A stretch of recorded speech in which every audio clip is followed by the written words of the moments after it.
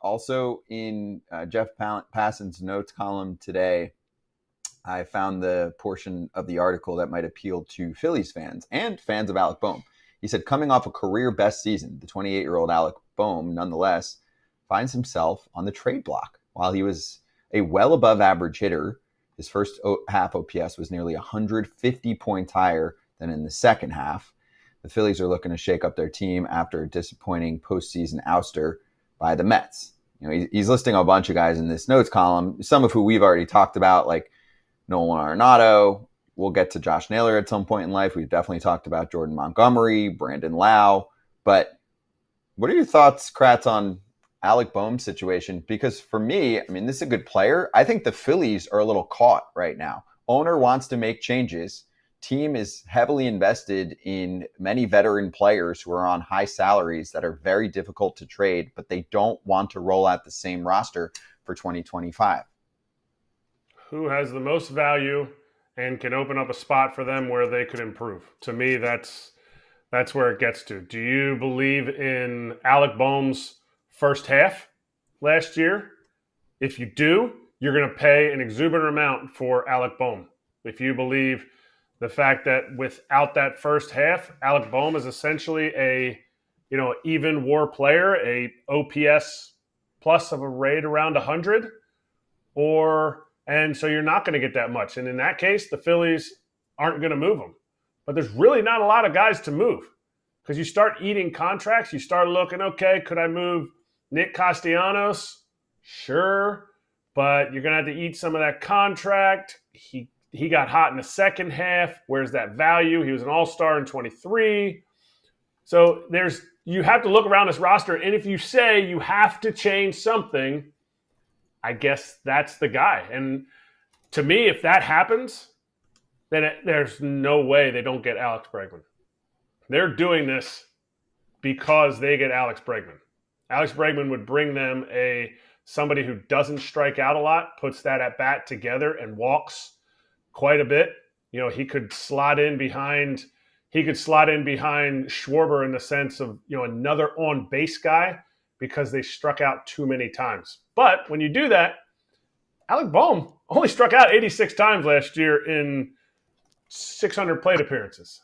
So he's not a big strikeout. If you're trying to eliminate strikeouts, I don't know if that's like the direct correlation. Alex Bohm is an upgrade.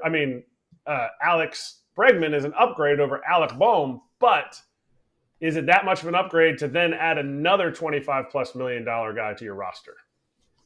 Here's the biggest thing I'll say with Alec Bohm after being around the Phillies for about a week in the playoffs and then seeing he needs to improve things, not his performance. Let's just say that. There's some people around that organization that aren't huge fans of the way he acts sometimes. And I'm just going to leave it at that. But there are some people that have said he needs to basically grow up a little bit.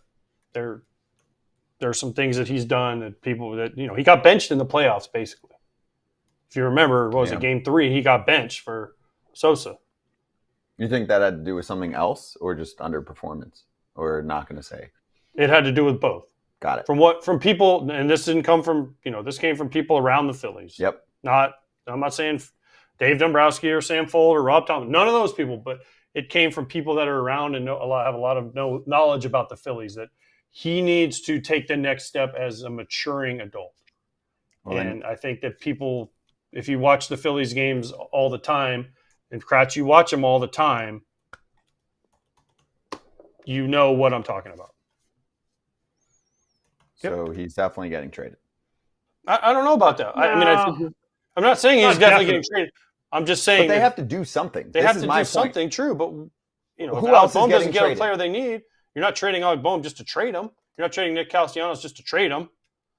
But they want to shuffle the roster. So if there's someone they feel like they're a little more down on, but has a high value across the market, that's where you're going to pull off a trade. Agreed. So the changes for them, because changing pitching, if you want to shuffle the complexion of your roster, how much is pitching going to do that? It's about position players, right? And most of these guys are locked into spots. So to me, the Philadelphia Phillies in 2025 will have a new center fielder and a new third baseman.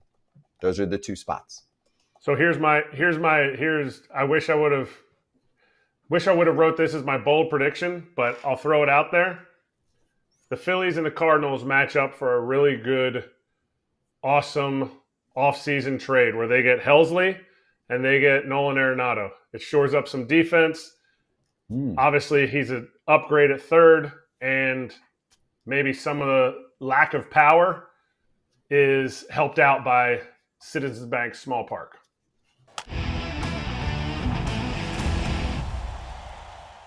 Hey, everybody. Be sure to like and subscribe for more content. We're back here every weekday, all year long, so do not miss an episode. The videos are coming in all day. Here's another video you might enjoy. Baseball the way it should be covered.